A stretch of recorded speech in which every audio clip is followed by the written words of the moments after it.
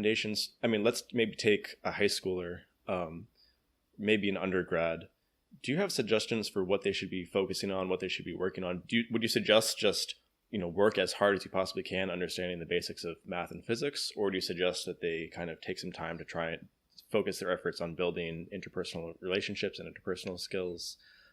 Well, I think that the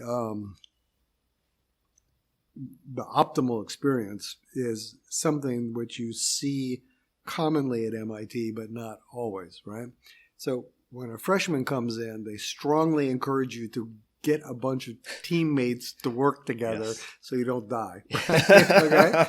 That's your team who's trying to help you, and you bounce ideas off each other, and that's critical. But you also need to have this broad exposure, which has classes do some of it, but there are other parts of it. As I mentioned to you before we started this, I teach an entrepreneurship course because the people who are in university have spent 20-odd years learning to be a gear in the machine. And maybe you don't want to be a gear in the machine. And since the machine is changing because of technology and stuff like that, maybe you're going to be an outmoded gear pretty soon before you graduate. And so what the course is one that I refer to as brainwashing, because it tries to convince people that they can think through their future for themselves. And they can find fellow travelers to bounce things off of. It's a networking thing. And you could start a company, start a new initiative, reinvent who you think you are. And it's really important that you not just go into a job because that's what everybody does, that you actually think through how you're going to have impact, how it's going to feel, that you see what other people are like and see what their experience is. And that's what we offer. Yeah, as someone, that's exactly me. And I think a lot of people who probably watch this are just pure hard science for the past 15 years or so.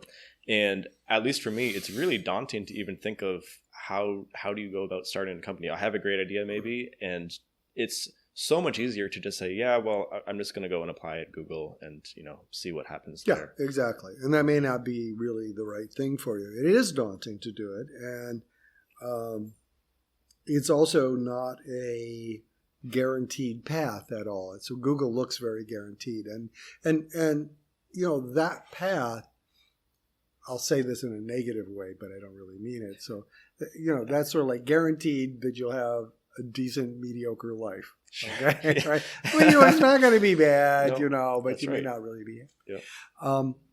Whereas if you go and try and strike off on your own, you could fail horribly. And in fact, one of the things that we do in the class is we bring back people who failed horribly. I remember one woman came in and she said, we had this company, we got it together, we had the big pitch, right? And we failed. And I went back to my home and I turned on the hot water in the shower and I sat at the bottom of the shower for 3 hours. And then I realized I would probably live. Like, yep. It feels like that sometimes. But she did live. And she got it back together and was eventually successful. Okay. But people got to know that it's not easy. Yeah. On the other hand, if you persevered and you made it, maybe that's going to be really satisfying. Right. The other thing that's, I think, important is that at your sort of age, so we're talking about 20s, that sort of thing, is the time to take bigger risks. It's just like, your investment portfolio. Sure. You can have higher variance as long as you also have higher returns when you're young. When you get older, you don't want that variance so much, right? And you're willing to accept a little lower returns as a consequence. Well, that applies to everything.